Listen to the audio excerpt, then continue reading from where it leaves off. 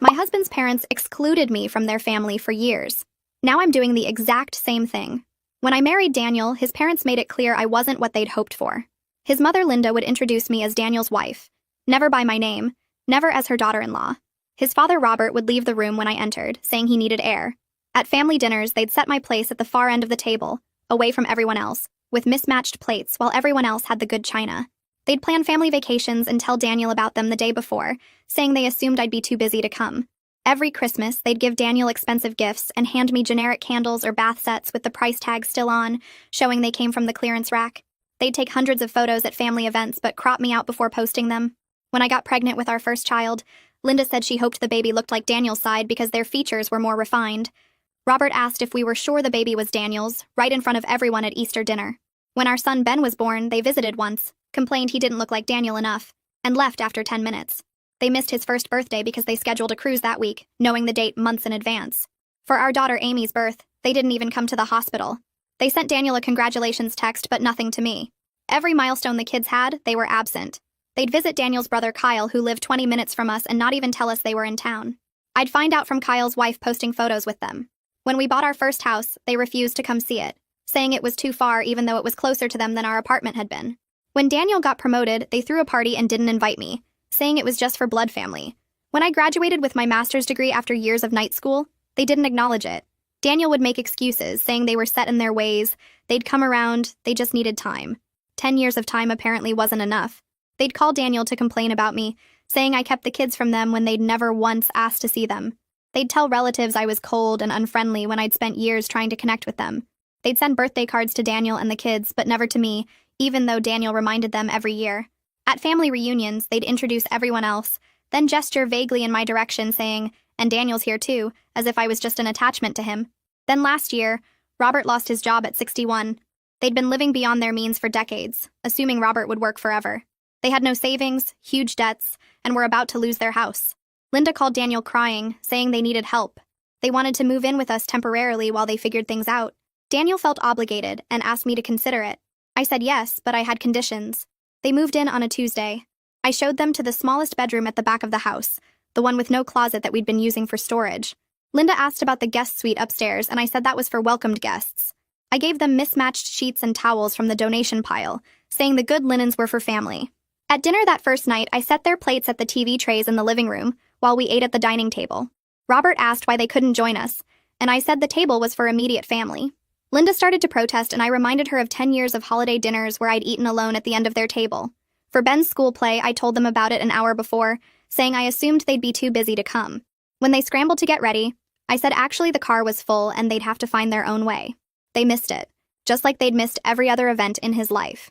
Amy's dance recital, I didn't tell them at all. When they asked why, I said I didn't think they'd be interested since they'd never shown interest before. I started planning a family vacation and booked everything without telling them. When Linda saw me packing, I said it was just for immediate family, and I'd assumed they'd be too busy anyway. They stayed home alone for a week while we went to the beach. For Robert's birthday, I gave him a generic wallet from the dollar store with the tag still on. For Linda's, a candle that smelled like cat pee. They complained to Daniel, and I said I'd put as much thought into their gifts as they'd put into mine for 10 years.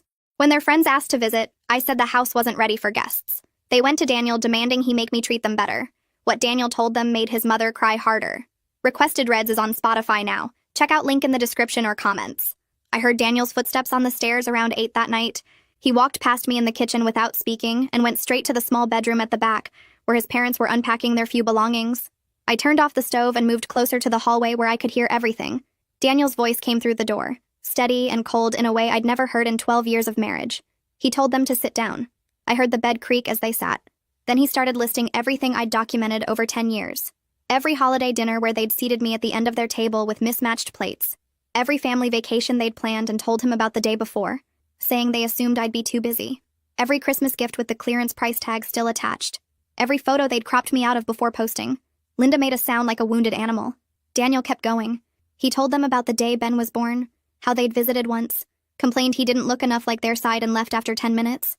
He told them about Amy's birth, how they'd sent him a text but nothing to me, like I was just the vessel that produced their grandchild. Robert tried to interrupt with something about not realizing, about it being different times, about how they'd always welcomed me in their home. Daniel cut him off. He said they'd made me feel invisible. worthless, undeserving of basic human dignity for a decade, and now they were going to understand exactly how that felt. The silence after was thick enough to choke on. I heard Linda crying, then Robert's voice asking if Daniel was really going to let me treat them this way. Daniel said I was treating them exactly the way they'd taught me to treat unwelcome people in my home. I heard him walk to the door and I moved back to the stove before he came out. He didn't look at me as he passed through the kitchen. The next morning I was at the dining table making breakfast for Ben and Amy when Linda appeared in the doorway. She stood by the kitchen counter where I'd told her to stay unless I invited her further.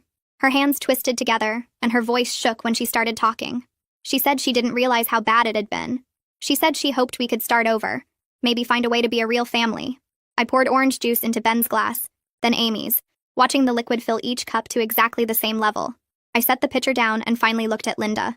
I told her that 10 years of cruelty doesn't get erased by one uncomfortable conversation. She opened her mouth to say something else, but I turned back to the eggs on the stove. After a minute, I heard her footsteps retreat down the hallway. Robert went to Daniel's home office around noon. I was folding laundry in the bedroom across the hall, and I left my door open so I could hear. Robert's voice had that man-to-man tone, asking Daniel to make me be reasonable. He said they were family, and family forgives. Daniel's response was quiet but clear. He said I was being perfectly reasonable. He said reasonable was exactly what his parents had taught me to be through their example. He said if they didn't like experiencing their own behavior reflected back at them, maybe they should have thought about that before spending a decade making me feel like garbage. Robert said something I couldn't hear, his voice dropping low. Daniel stayed steady. He said they had nowhere else to go and no money to get there, so they were going to stay here and accept whatever treatment I decided they deserved. When Robert came out of the office, he'd aged 20 years. His shoulders curved forward, and his steps were slow and careful, like a man walking on ice. That night I heard crying from their bedroom. The walls in our house are thin, and I was in the hallway putting away clean towels when Linda's voice carried through the door. She was telling Robert this was worse than losing the house. At least when they lost the house, it was just money and pride. This was watching their son choose his wife over them, watching their grandchildren look at them like strangers, knowing they'd destroyed any chance of a real relationship. Robert's voice was flat when he answered. He said they had nowhere else to go and no money to get there. He said they had to endure whatever I decided to do because the alternative was sleeping in their car. I stood in the hallway with the empty laundry basket and felt something twist in my chest. It felt like vindication, and it felt like being sick at the same time. I went back to the master bedroom and closed the door. Ben asked me at breakfast the next morning why Grandma and Grandpa ate in the living room instead of with us. Amy was pushing cereal around in her bowl, and I saw her eyes flick up to watch me. I told Ben it was complicated. He frowned and said it seemed mean. I changed the subject by asking about his math homework, but his confused expression stayed in my head all day while I was at work. When I came home, Amy was in the living room doing homework, and I caught her watching Linda through the doorway. Linda was sitting on the edge of the TV tray eating something from a paper plate. Amy's face had this look of curious concern, like she was trying to figure out a puzzle. I called her to the kitchen to help with dinner, and she came, but I noticed she kept glancing back. May called that evening while I was cleaning up the kitchen. She asked how things were going with Daniel's parents living here. I gave her the full rundown of my mirrored treatment plan. I told her about the small bedroom with no closet, the mismatched sheets, the TV trays in the living room, the last-minute notifications about family events. I told her about the dollar store gifts. She was quiet for a long moment after I finished. Then she said she understood my anger. She said anyone would be angry after what they'd put me through. But she asked if I'd thought about what happens after the revenge feels satisfying. I told her I'd think about that when the satisfaction actually arrived. She made a humming sound that could have meant anything, and we talked about other things before hanging up. 2 weeks into their stay, Linda tried to help with dinner. I was at the stove browning meat for tacos when she appeared beside me and reached for the cutting board. I told her the kitchen was my space, and she should wait in her room until I called her for meals. She pulled her hand back like she'd touched something hot. She said okay in this small voice and left immediately. I felt Daniel watching me from the doorway to the dining room. When I looked at him, his expression was something I couldn't read. Not angry exactly. Not disappointed. Something else that made me turn back to the stove and focus very hard on stirring the meat. Robert got another rejection email that afternoon. I was walking past their bedroom when I heard him tell Linda that nobody wanted to hire someone his age. His voice had this defeated quality that made me stop in the hallway. Linda asked if they should try Kyle for money. Robert said Kyle already told them his own finances were tight and he couldn't help. Linda started crying again. These quiet sobs that leaked under the door. Robert said something too soft to hear. Their desperation filled the hallway like smoke, and I breathed it in deep. This was the vindication I'd been waiting for. This feeling of them finally understanding what it was like to be powerless and unwanted. I went back to the living room and sat down with my laptop and let that feeling settle in my chest. I planned a family game night for Friday. I set everything up in the living room where Linda and Robert usually ate their dinner. Board games on the coffee table, snacks in bowls, the good throw blankets on the couch. When they came out of their bedroom at 6 expecting to eat, I told them we needed the space tonight. I said they should eat in their bedroom. Linda's face did this thing where understanding finally clicked into place. She looked at the game setup, then at me, then at Daniel and the kids on the couch. She saw that this was going to be her life here. Meals in a bedroom, excluded from family activities, watching through doorways while the real family did things together. She took the paper plates I handed her and went back down the hallway without arguing. Daniel confronted me after we put Ben and Amy to bed. He asked how long I planned to keep this up. I reminded him of every family event his parents had excluded me from. I listed the holidays where I'd sat alone at the end of their table. I detailed every milestone they'd ignored, every cruel comment, every deliberate snub. I asked him where he'd been during all of that. I asked him how many times he'd told me to be patient, to give them time, to understand they were set in their ways. He stood there in our bedroom with his hands in his pockets and didn't have an answer. After a long silence, he got into bed and turned off his lamp. I stayed up another hour scrolling through photos on my phone, looking at all the family pictures they'd cropped me out of over the years. The phone rang Thursday morning while I was unloading the dishwasher. Ben's teacher introduced herself and asked if I had a few minutes to talk about some concerns. My stomach dropped, but I kept my voice steady. She explained that Ben had been quieter than usual in class, not participating in group activities the way he normally did, keeping to himself at recess. She asked if anything had changed at home that might explain the shift in his behavior. I told her everything was fine. We were just adjusting to some family visitors staying with us temporarily. The guilt started creeping up my chest like cold water, but I shoved it down hard.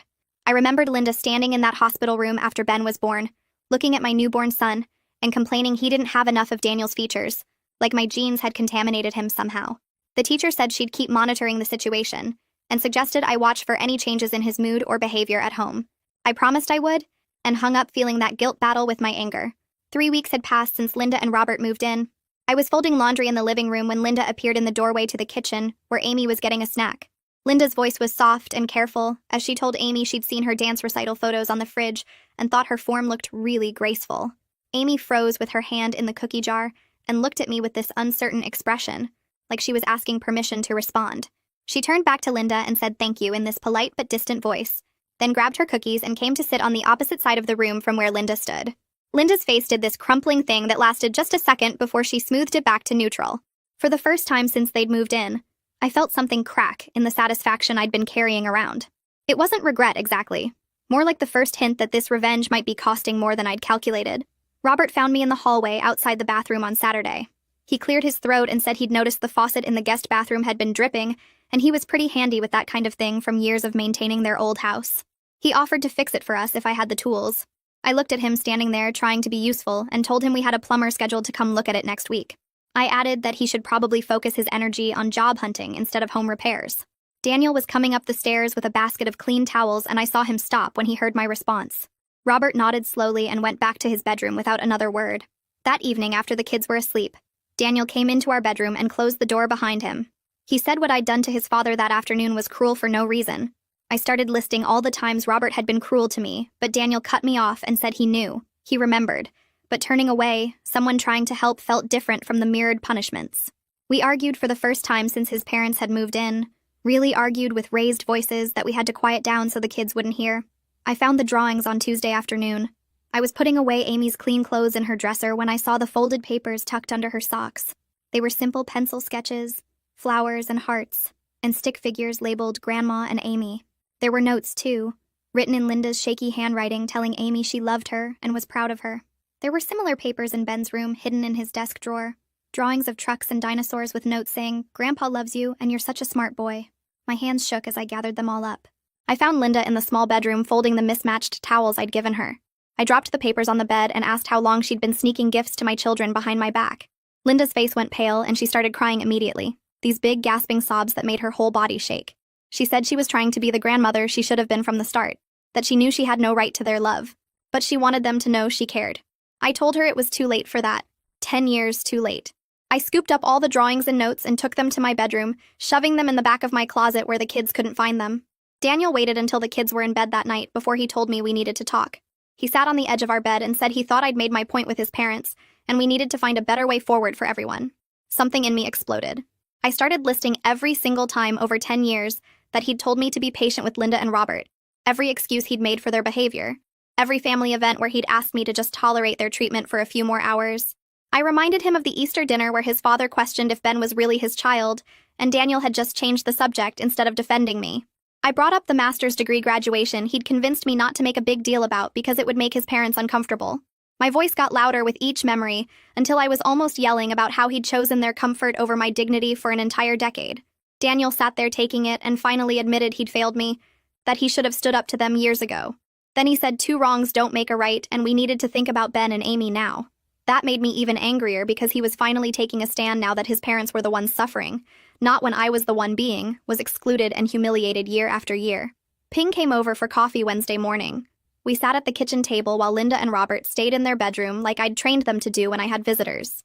Ping asked how things were going and I could hear the concern in her voice. She said gently that while my anger was completely valid and understandable, the way I was expressing it might be damaging my kids and my marriage. I got defensive immediately and started detailing the psychological warfare Linda and Robert had waged against me for 10 years.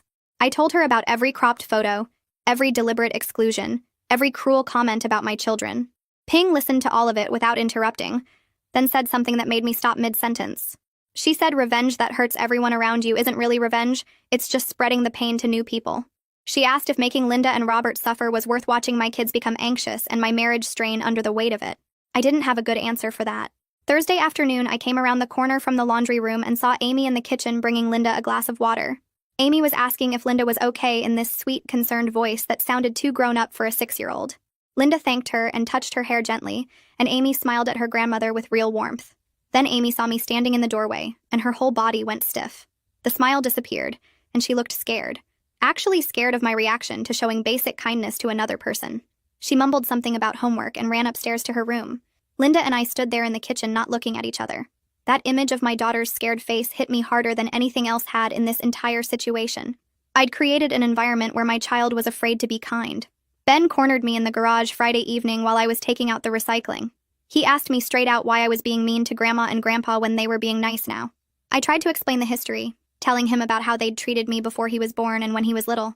But hearing myself explain adult cruelty to a 10-year-old made it all sound petty and small when spoken out loud. I was telling my son about mismatched plates and cropped photos while his grandparents were living in a storage room and eating meals alone. Ben listened to my explanation, and then said something that felt like a punch to the chest. He said it seemed like I was being the mean one now. I tried to make him understand the context, the years of pain, but he just looked confused and sad. He didn't understand, and maybe he shouldn't have to understand this kind of adult ugliness. Daniel brought up counseling on Saturday morning. He said we needed to work through this situation before it destroyed our family. I refused immediately, saying we didn't need a stranger telling us how to handle his parents. Daniel's voice was steady and determined in a way I wasn't used to hearing from him. He said he was going to counseling with or without me because he needed help navigating between his wife's justified anger and his parents' genuine remorse. He said he couldn't keep being caught in the middle while watching everyone he loved suffer. His determination surprised me enough that I stopped arguing. I told him fine, I'd go, but I wasn't making any promises about changing anything. The therapist's office was in a building downtown with uncomfortable chairs in the waiting room. We sat there not talking until a woman called us back. She had us sit on a couch while she settled into a chair across from us with a notepad. She asked me to start by describing what I wanted as an end goal from the situation. I opened my mouth to answer and realized I hadn't thought past making Linda and Robert suffer. I'd been so focused on revenge that I hadn't considered what came after. When I finally said out loud that I wanted them to suffer the way they'd made me suffer, it sounded hollow and purposeless, even to my own ears. The therapist asked what would actually heal the wound their treatment had created. I sat there on that uncomfortable couch next to my husband and couldn't come up with an answer. I drove home from that counseling session feeling like I'd been turned inside out. The therapist's question kept playing in my head on repeat. What would actually heal the wound their treatment created? I still didn't have an answer when I pulled into the driveway. Linda was waiting on the front porch, standing there with her arms wrapped around herself like she was cold even though it was warm outside. She saw my car and walked down the steps before I even turned off the engine. I got out and she asked if we could talk alone, just the two of us, without Daniel there. I wanted to say no, but something in her face made me agree. We went to the backyard where nobody could hear us through the windows. Linda sat on the bench by the garden and I stayed standing because sitting felt too comfortable. She started talking and her voice was shaking.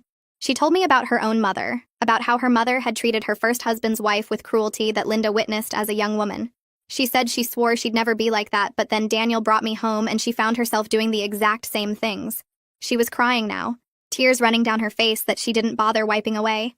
She said she had this picture in her head of who Daniel should marry, someone from a specific background with specific qualities, and when I didn't match that picture, she couldn't let it go. She said seeing her own cruelty reflected back at her these past weeks made her finally understand what she'd done to me, how she'd made me feel invisible and worthless in my own family. She looked at me directly and said she knew sorry wasn't enough, that words couldn't undo 10 years of deliberate exclusion and pain. I stood there listening and feeling that familiar anger rise up in my chest. Part of me wanted to tell her it was too late, that she'd had a decade to figure this out and chose cruelty instead. But another part of me, the part that was tired of being angry all the time, knew she was right about one thing. Sorry wasn't enough, but it was something. I told her she was right. That sorry didn't erase anything, but I also admitted something I hadn't wanted to say out loud. I told her that continuing this revenge cycle was poisoning my children and my marriage, that I could see it in Amy's scared face and Ben's confusion. I said I didn't want my kids growing up thinking cruelty was normal family behavior, just because their grandmother had modeled it first. We sat in uncomfortable silence for what felt like forever. The only sound was birds in the trees and a neighbor's lawnmower running somewhere down the street. Finally, I said we needed to establish real boundaries and expectations, instead of me just mirroring her past behavior back at her. I told her that meant actual participation in family life, genuine interest in the grandchildren, respect for me as their mother and Daniel's wife. Linda agreed to whatever I needed, and for the first time her remorse seemed genuine instead of self-pitying. She wasn't crying because she felt bad for herself anymore. She was crying because she finally understood what she'd actually done. Robert appeared from around the side of the house, and I realized he'd been waiting to join us. He walked over slowly like he wasn't sure if he was welcome. He sat down next to Linda on the bench and looked at me with an expression I'd never seen on his face before. He said he needed to admit something too. He told me he went along with Linda's treatment of me because it was easier than confronting her, or looking at his own prejudices about who Daniel should have married. He said he told himself he was just supporting his wife, but really, he was taking the coward's way out. His voice got rough when he talked about watching Ben and Amy be afraid to show him affection, how they'd learned to keep their distance because he'd never been present in their lives. He said he destroyed those relationships before they could even begin, and that was on him, not on Linda, not on me. His accountability felt different from an apology, more real somehow. Daniel came outside then, and I realized he must have been watching from the kitchen window, waiting to see if I needed him. He walked over and stood next to me, not touching but close enough that I could feel his support. I looked at him and said we needed to talk, just us. We went inside to our bedroom and closed the door. For the first time in weeks, we had a real conversation instead of just arguing or avoiding each other. I explained that I needed him to see what his parents' treatment actually looked like from the receiving end, that he'd spent 10 years minimizing and excusing their behavior because confronting them was uncomfortable. Daniel's eyes filled with tears, and he admitted I was right. He said he'd chosen his own comfort over my dignity for years, that his avoidance had enabled their cruelty to continue unchecked. He said watching me mirror their behavior back at them had finally made him understand how deliberate and sustained their exclusion had been. We both cried and agreed we needed to find a path forward that protected our family while acknowledging how complicated this all was. Daniel said he couldn't go back and fix his past failures, but he could do better now.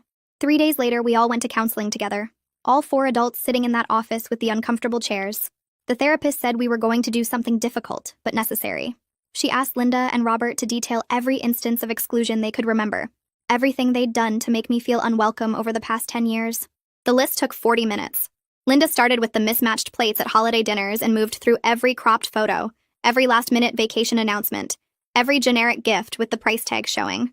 She had to stop multiple times because she was crying too hard to continue. Robert added the things he'd done, the rooms he'd left when I entered, the party for Daniel's promotion where I wasn't invited, the comments about Ben not looking like Daniel enough. Hearing it all spoken out loud in front of a witness made the pattern impossible to deny.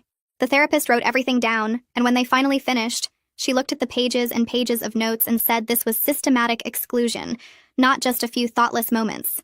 Then it was my turn.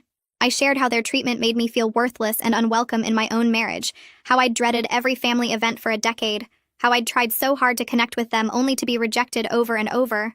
I talked about how their rejection of Ben and Amy hurt worse than anything they did to me directly, how watching them ignore my children's milestones and birthdays made me feel like I'd failed to protect my kids from their cruelty. Robert looked genuinely shocked when I talked about the damage to the grandchildren, like he'd actually thought kids wouldn't notice or remember being excluded. The therapist pointed out that children absolutely notice and internalize family dynamics, that Ben and Amy had learned from their grandparents that some people in families don't deserve inclusion or respect. We spent the rest of the session establishing new ground rules. Linda and Robert would get a proper bedroom set up and eat meals with us at the table, but they had to actively participate in family life and show genuine interest in the grandchildren. They were required to keep attending counseling sessions and work seriously on their financial independence, so they could eventually move out. I agreed to stop the mirrored punishment, but I made it clear I was maintaining boundaries about respect and inclusion. The therapist said these were good starting points, and we'd need to check in regularly to make sure everyone was following through. The next family dinner at the table together was awkward and tense. We all sat there making careful, polite conversation with long silences between topics. Amy looked around at everyone and asked if this meant Grandma and Grandpa were staying forever. Linda answered gently that they were working on finding their own place, but they wanted to be part of the family properly while they were here. Ben seemed relieved that the weird tension was easing, even if things weren't perfect yet. He asked Robert to pass the potatoes, and Robert did it with a small smile that looked genuine. Over the next few weeks, Linda started attending Amy's dance classes. She'd sit in the waiting area with the other parents and watch through the window, actually paying attention to Amy's progress instead of just showing up for appearance. Amy was cautious at first, keeping her distance and not making eye contact, but gradually she warmed up when Linda showed consistent interest without trying to buy her affection with gifts or treats. I watched from the sidelines, feeling emotions I couldn't quite name, something between relief that my daughter was getting the grandmother relationship she deserved, and grief that Linda had rejected her at birth and missed so many years. Robert started helping Ben with a school project about family history. I was in the kitchen making dinner when I overheard them in the dining room spreading out papers and photos. Ben asked direct questions about why Robert wasn't around before, why he'd missed birthdays and school events. Robert gave honest, age-appropriate answers about making bad choices and prioritizing the wrong things. He told Ben that he'd let his own ideas about what family should look like get in the way of actually being family, and that was a mistake he was trying to fix now. The accountability in front of his grandson felt significant, like Robert was finally taking real responsibility instead of just apologizing to make himself feel better. I was loading the dishwasher when the doorbell rang 3 days later.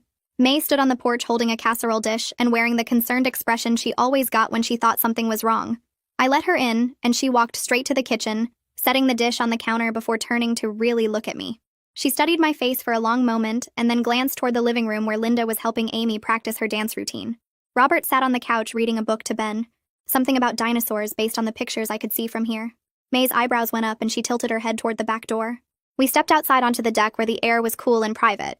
She crossed her arms and waited for me to explain what she was clearly seeing as a completely different household than the war zone she'd witnessed before. I told her about the counseling sessions and the new boundaries we'd established, how everyone was trying to function as an actual family instead of me punishing them and them enduring it. She nodded slowly and said I looked different. Less angry maybe, but definitely more tired. I laughed because that was exactly right. The revenge had been simple, straightforward, satisfying in its own twisted way. This messy process of trying to repair something that had been broken for a decade was exhausting and complicated and required constant effort from everyone. But it felt more sustainable, like we were actually building something instead of just tearing each other down. May squeezed my shoulder and said she was proud of me for choosing the harder path, then went back inside to say hello to Linda and Robert like a normal family visit. The following Saturday, Daniel's brother Kyle and May came over for dinner.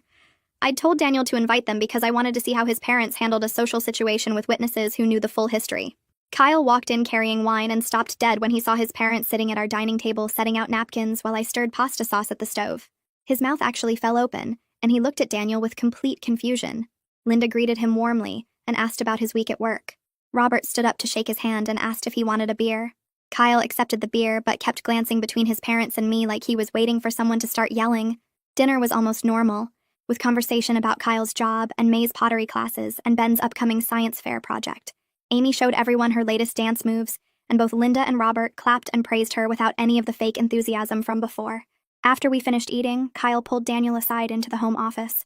I was clearing plates when I saw them through the doorway having an intense whispered conversation. Later that night, after Kyle and May left, Daniel told me Kyle had asked if I'd forgiven his parents. Daniel explained that it wasn't about forgiveness. It was about establishing functional family dynamics that didn't hurt our kids or destroy our marriage. Kyle admitted he'd avoided the whole situation for years because dealing with their parents' behavior toward me made him too uncomfortable, so he just pretended not to notice.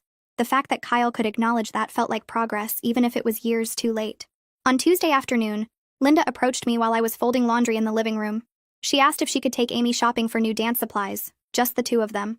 My entire body went tense, and I felt that familiar suspicion flood through me. This was exactly the kind of thing where Linda could undermine me, badmouth me to my daughter, try to turn Amy against me the way she'd tried to turn Daniel against me for years.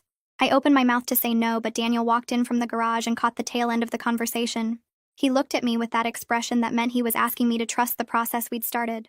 I told Linda she could take Amy, but I was absolutely clear about the terms.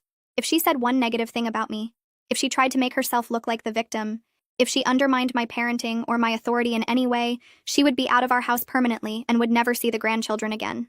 Linda's face went pale, but she nodded and said she understood and would respect those boundaries completely. They left an hour later with Amy chattering excitedly about the new dance bag she wanted. I spent the entire 2 hours they were gone, cleaning the kitchen with more force than necessary, and checking my phone every few minutes. When they returned, Amy ran in holding shopping bags and hugged me, talking rapidly about the supplies they'd picked out, and how Grandma let her choose everything herself. I pulled Linda aside while Amy showed Daniel her new things, and asked directly if she'd said anything inappropriate. Linda looked me in the eye and said she'd talked about dance and Amy's favorite colors and what snacks she liked. Nothing more. Amy seemed genuinely happy and not confused or upset, which I took as a good sign. Thursday evening, Robert came home from somewhere looking exhausted but carrying himself differently than usual. He'd been gone most of the day, and I'd assumed he was at another job interview that would end in rejection like all the others. Instead, he came into the kitchen where I was starting dinner and told me he'd gotten a part-time job at the hardware store on Main Street. It wasn't the executive position he was used to, wasn't anywhere close to the salary and status he'd had before, but it was honest work that would give him purpose and let him contribute to household expenses. He looked genuinely proud despite the obvious exhaustion on his face. I acknowledged his effort and told him that was good, that contributing was important. He thanked me for giving him the chance to prove himself, for not just throwing him out when he'd treated me so badly for so long. His voice cracked a little when he said it, and I realized this was the first time he'd thanked me for something, without it feeling like manipulation or obligation. It felt like a real shift, like he actually understood what he was being given and why it mattered. Our next counseling session, the therapist asked if I was ready to hear Linda and Robert's perspective on why they'd treated me the way they did. Every muscle in my body resisted that question. I didn't want to hear their excuses or justifications or whatever story they'd tell themselves to make their cruelty seem reasonable. But Daniel reached over and took my hand, and I remembered we were trying to build something functional here, not just maintain battle lines. I said I was ready, even though I wasn't sure that was true. Linda took a shaky breath and explained she'd had rigid ideas about who Daniel should marry, some fantasy daughter-in-law who matched her exact specifications. When I didn't match that fantasy, she couldn't accept it, couldn't let go of what she'd imagined, and embrace the reality of who Daniel actually chose. She'd convinced herself that if she made me uncomfortable enough, I'd eventually leave and Daniel would find someone more suitable. Robert admitted he'd always been conflict avoidant, that he went along with Linda's treatment of me because confronting her or examining his own prejudices was too hard. He took the path of least resistance even when he knew it was wrong, and he was ashamed of that cowardice now. I sat with their explanations for a long minute before responding. I told them that understanding their motivations didn't erase the damage they'd caused or make the past decade hurt any less. But it did help me see them as flawed people who made terrible choices rather than monsters who'd intentionally set out to destroy me. That distinction mattered somehow, made the whole thing feel less personal, even though it had been deeply personal. The therapist said this was progress toward coexistence, if not full reconciliation, that seeing each other as complex humans rather than villains or victims was important for moving forward. Linda asked what she could actually do to make real amends, how she could prove this wasn't just words. I told her the only thing that mattered was consistent changed behavior over time. Not grand gestures or dramatic apologies, just day after day of treating me and my children with genuine respect and care. She nodded and said she could do that. Would do that for however long it took. The following week, Ben's teacher called again. This time her tone was completely different from the concerned call I'd gotten before. She said Ben's mood had improved significantly, and he seemed much more settled at the school. His focus was better. He was participating in class discussions again, and he'd stopped that withdrawn behavior that had worried her. I thanked her for letting me know and hung up, feeling that complicated mix of relief and guilt. The household tension had been affecting him more than I'd wanted to admit. I'd told myself the kids were resilient, that they didn't fully understand what was happening, but clearly Ben had absorbed every bit of the anger and dysfunction. Creating stability, even if it was imperfect, was better for my kids than maintaining my revenge. That realization felt like losing something, like giving up a weapon I'd earned the right to use. But it also felt like choosing my children's well-being over my own justified anger. And when I put it that way, the choice seemed obvious, even if it hurt. Saturday morning, Amy came into the kitchen holding markers and construction paper. She asked if she could make Grandma a birthday card because Linda's birthday was next week. My first instinct was immediate and sharp. That automatic no that came from years of protecting myself and my kids from Linda's rejection. But I looked at Amy's hopeful face and thought about all the therapy sessions and boundary conversations and the slow, painful progress we'd been making. Instead of saying no, I sat down at the table with her and helped her make the card. We drew flowers and butterflies, and Amy wrote her name in careful letters at the bottom. When she gave it to Linda that evening, Linda started crying and pulled Amy into a hug. I stood in the doorway watching someone who'd hurt me deeply receive kindness from my daughter, and that familiar discomfort settled in my chest. Daniel came up behind me and squeezed my hand. He didn't say anything, but I knew he understood how hard this was, how much effort it took to allow these moments instead of blocking them out of spite. 2 weeks later, Ping called and invited our whole family to dinner at her and Wei's house. She specifically said Linda and Robert were included in the invitation. It would be the first time we'd socialized as a complete family unit outside our own home, the first time other people would see us functioning together. I agreed, but felt anxious about it all week. The dinner itself was surprisingly functional, if not exactly comfortable. Wei told a story about his own difficult family dynamics, how his parents had disapproved of Ping initially, and how they'd worked through it with time and firm boundaries. He said the key was consistency, and not accepting behavior that crossed lines even when it was family doing the crossing. Hearing someone else validate that approach made me feel less alone in this messy process. After dinner, Linda pulled me aside into Ping's kitchen while everyone else was in the living room. She thanked me for not giving up on the possibility of functional family relationships. She said she knew she didn't deserve my grace, but she was grateful for it. That having a chance to know her grandchildren and be part of their lives was more than she'd thought she'd get after everything she'd done. I looked at her directly and told her I wasn't doing this for her sake. I was doing it for my kids who deserved grandparents and for my marriage, which couldn't survive continued warfare. That was honest, even if it wasn't warm. And Linda nodded like she understood that was the best she was going to get right now. 5 months after they moved in, Robert came home from his hardware store shift and asked if we could all sit down together. Linda was already at the kitchen table with Daniel when I walked in from picking up the kids from the school. Robert cleared his throat and said they'd been saving every penny from his paychecks and Linda's part-time cashier job at the grocery store. They had enough now for a security deposit and first month's rent on a small apartment about 15 minutes away. Linda added quickly that they weren't leaving because things were bad, but because having their own space would be healthier for everyone. I nodded and said that made sense, feeling a weird mix of relief and something else I couldn't name. Ben looked up from his homework at the kitchen counter and asked if Grandma and Grandpa were moving far away. Robert told him they'd still see each other all the time, just not living in the same house. Amy's face fell and she asked if she did something wrong. Linda got up and hugged her, saying they loved living with us, but grown-ups sometimes need their own space. That night after the kids went to bed, I sat on the back porch thinking about how different this felt from when they first arrived. Back then, I would have celebrated them leaving.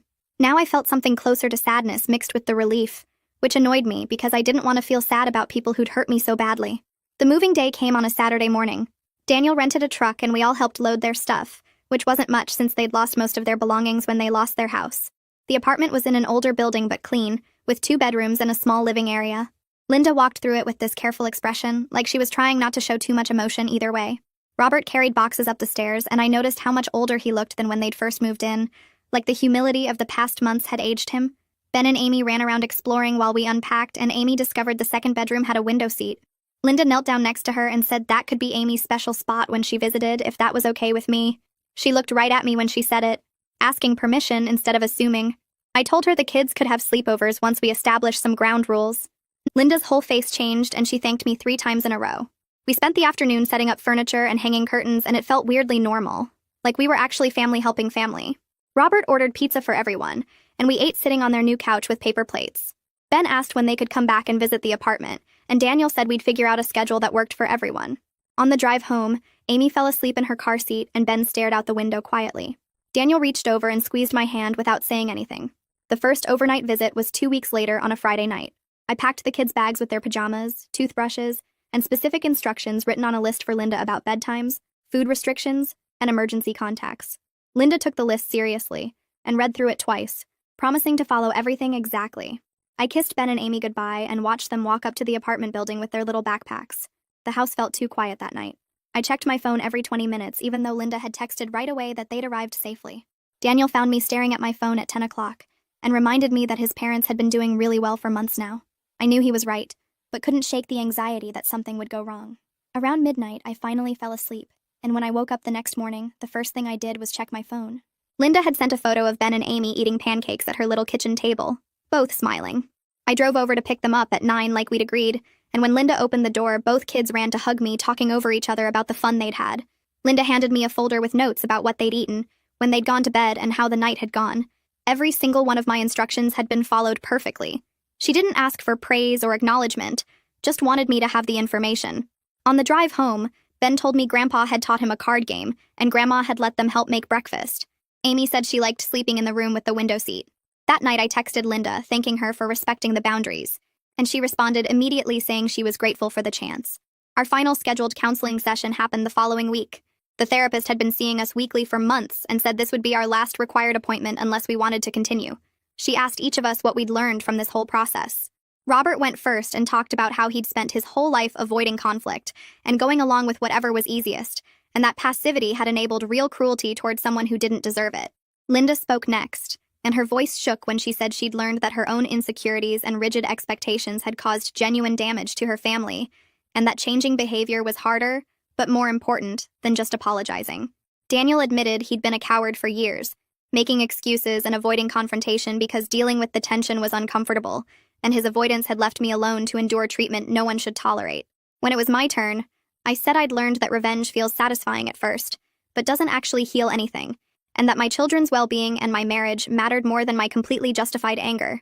The therapist nodded and said we'd done hard work that most families never attempt. She reminded us that progress isn't linear and we'd probably have setbacks, but we'd built tools to handle them. Linda asked if we could still call her if issues came up, and the therapist said absolutely. Her door was always open. Walking out to the parking lot afterward felt different from walking in had months ago. Robert shook Daniel's hand, and Linda hugged me carefully, like she was still learning the boundaries of physical affection with me. Kyle called me the next day and asked if he could come over to talk privately. He showed up that evening after the kids were in bed, looking uncomfortable. We sat in the living room, and he apologized for never standing up for me during all those years his parents excluded me from family events. He said he'd witnessed their treatment and stayed silent because confronting them seemed too hard, and watching this whole process had made him realize his silence was complicity. I appreciated him saying it, even though it didn't change the past. He asked how I'd managed to move from the revenge phase to something more functional, and I told him honestly that it wasn't a clean transition, that some days I still wanted to punish Linda and Robert for the years they stole, but mostly I was just tired and wanted peace for my kids.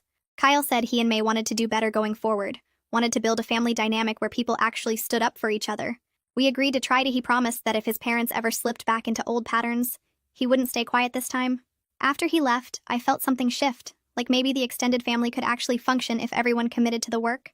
Linda called a few weeks later and asked if she could host Thanksgiving at her apartment for the whole family. My first reaction was an automatic no, that instinct to refuse anything she asked for. But Daniel heard the conversation and later encouraged me to think of it as a test of whether the new normal could hold. I called her back and said yes with one clear condition, that if she reverted to any of her old exclusionary behaviors, we would leave immediately, and she'd lose time with the grandchildren. Linda agreed without hesitation, and said she understood completely. The weeks leading up to Thanksgiving, I felt anxious about it. Ping called to check in, and I told her my concerns about whether Linda could actually host an inclusive family dinner after years of excluding me. Ping reminded me that Linda had been consistently different for months now, and that I could leave any time if things went badly. That helped a little. Thanksgiving Day arrived, and we drove to Linda's apartment with dishes I'd made to contribute.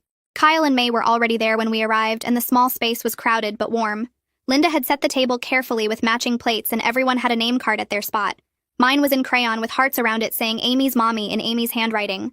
Linda saw me looking at it, and her eyes filled with tears. She came over and thanked me quietly for giving them this chance, for not writing them off completely. I didn't know what to say, so I just nodded.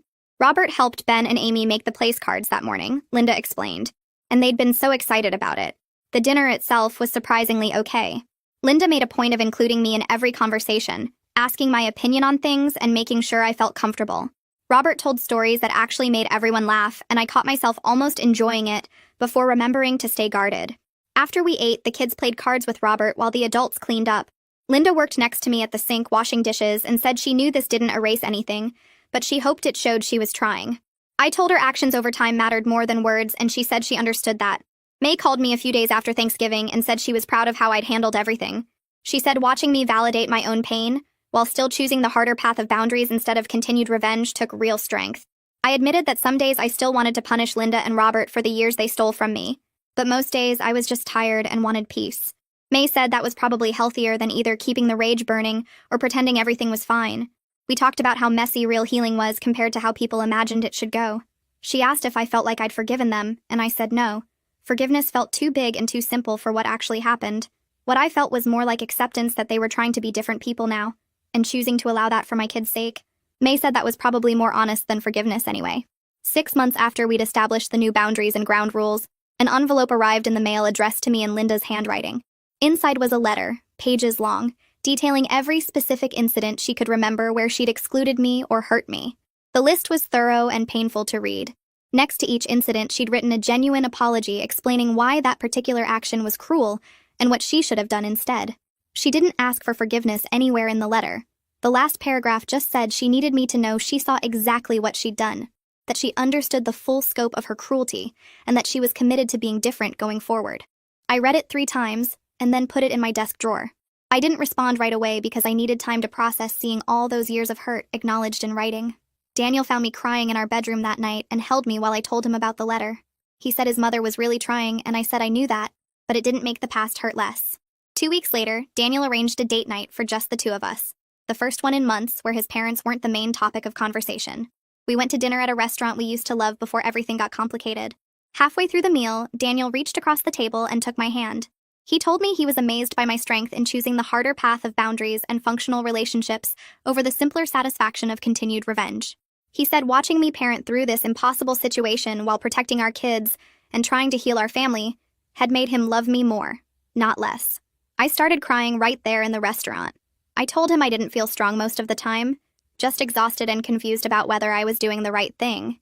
He said that was probably what real strength looked like, doing the hard thing even when you weren't sure, choosing your family's well-being over your own justified anger. We sat there holding hands across the table, and I felt something settle in my chest. Not peace exactly, but maybe the beginning of it. Amy's recital night arrived, and I sat in the auditorium watching parents file in with cameras and flowers. Linda and Robert came through the door together, Linda carrying a bouquet of pink roses that matched Amy's costume. They sat 3 rows ahead of us, and I watched Robert lean forward in his seat when the lights dimmed, actually paying attention instead of checking his phone. Amy twirled across the stage in her butterfly costume, and Linda clapped so hard her hands must have hurt. After the performance ended, Linda found us in the lobby and asked if she could take a photo with Amy. She looked directly at me and said she'd really like me to be in it too, if that was okay. We stood together while Daniel took the picture, Linda's arm around Amy and my hand on my daughter's shoulder, and something about seeing myself included in that moment made my throat tight. Ben came home from the school the next week, talking about how Robert had been teaching him to use tools in the garage. He showed me a small wooden box he'd made, sanded smooth and stained dark brown, and said Robert had helped him measure and cut every piece.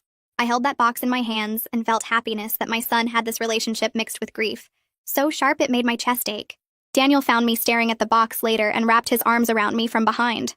He reminded me we couldn't change the past, but we were building something better now, and I leaned back against him because I needed to believe that was true. 7 months had passed since Linda and Robert moved in, and our family had found a rhythm that worked even if it wasn't perfect. We ate dinner together every Wednesday. The kids spent Saturday afternoons with their grandparents, and conversations happened without the careful tension that used to fill every room. The marriage counselor told us during our session that we'd done remarkable work and could move to monthly check-ins instead of weekly ones. I felt cautiously hopeful about maintaining this balance, like maybe we'd actually figured out how to be a functional family despite everything. I finally wrote back to Linda about her letter. I told her I'd received it, and that seeing her write out every specific incident mattered to me, because it meant she really understood what she'd done. I didn't say I forgave her because I wasn't there yet and might never be, but I wrote that I appreciated her genuine effort to change and be the grandmother my children deserved. She responded 3 days later with just a thank you and nothing else. No requests for more or demands that I say I forgave her, which felt like she'd actually learned something about respecting my boundaries. Robert came home from work 2 weeks later looking different, standing taller than usual. He'd been promoted to assistant manager at the hardware store and wanted to take the family out to dinner to celebrate. We went to a steakhouse near the mall, and Robert ordered appetizers for the table, making sure to ask what everyone wanted. He stood up before dessert came and thanked me for giving him a place to land when he had nothing. He said the experience of losing everything and having to rebuild taught him things about humility that his executive career never did. The gratitude in his voice sounded genuine, and I nodded at him across the table, accepting what he offered without needing to say more. Kyle and May invited us over for Sunday brunch and announced they were expecting a baby due in January. Linda's face lit up immediately. Then she looked at me nervously, like she was asking permission to be excited. I told her congratulations and that I hoped she'd learned from her mistakes with Ben and Amy. She promised she'd be a better grandmother this time, that she'd do everything right from the start, and I believed her, because she'd proven over 7 months that people could actually change if they worked hard enough at it. Ben cornered me in the kitchen while I was making his lunch for school. He asked directly if I'd forgiven Grandma and Grandpa for being mean before. I stopped spreading peanut butter and told him honestly that forgiveness was complicated and I was still working on it, but I'd chosen to let them be part of our family because they were trying hard to be better. He seemed satisfied with that answer and said he was glad they were around now because Robert was teaching him cool stuff and Linda always had good snacks. His simple acceptance of the messy reality made me smile, despite the weight of everything else. We had a family barbecue at our house in early September with the weather still warm enough to eat outside. I stood by the grill flipping burgers and watched Linda and Robert playing tag with Ben and Amy in the yard. Robert caught my eye across the lawn and mouthed, "Thank you." And I nodded back because while I'd never forget the decade of cruelty, I could see they were genuinely trying to be different people now. Daniel wrapped his arm around my waist and we stood there together, watching our imperfect but functional family, and he kissed the side of my head without saying anything because sometimes there weren't words for complicated feelings.